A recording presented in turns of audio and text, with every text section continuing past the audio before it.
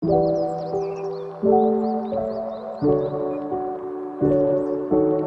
evening everyone. Session Plan Plumbing and C1 prepared by Miss Babylyn Breeze. Sector and qualification title, dito ko siya nakuha sa CBC, Competency Based Curriculum. Sector is for construction, qualification title is for plumbing and C1. Module title, from the word itself, maintaining tools and equipment. Unit competency, ito yung title na assign sa akin. Maintain tools and equipment. Yan. Introduction rather. Dito ko naman siya nakuha sa module description. Yan. Learning outcomes. Dito ko naman siya nakuha. From learning outcome 1 to learning outcome 3. So, I write it down.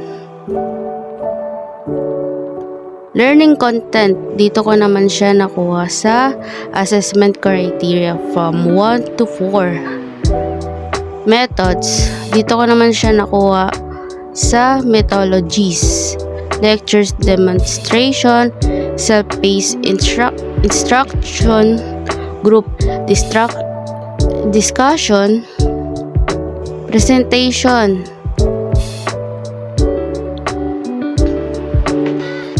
Dito ko naman siya nakuha sa contents. Types of tools and equipment, classification of functional and non-functional tools, uses of personal protective equipment, PPE. Practice.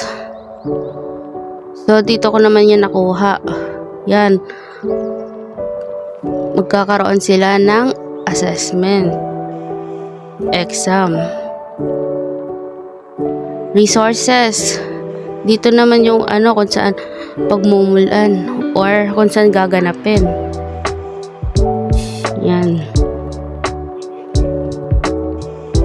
Classroom for discussion, workplace location, tools and equipment related to the following: electrical supplies, structural, plumbing, welding, pipe fitting, carpentry, masonry, heavy equipment, tools for repair, measuring instrument, equipment, instructional materials, handouts, and PowerPoint presentation.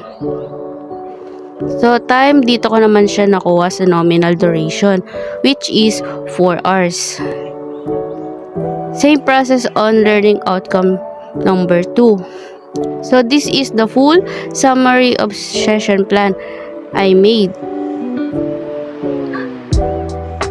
As you can see, tapos ko na po siya.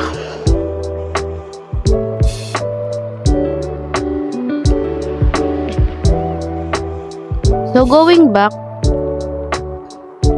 ang aking self-reflection of this session plan, based on the session plan that I made, I've acquired knowledge and skill set, namely a good active listening to our instruction, ST, and give us a chance to showcase our intelligence in terms of session plan. It is quite difficult to understand, but all of a sudden, surprisingly, another accomplishment I made.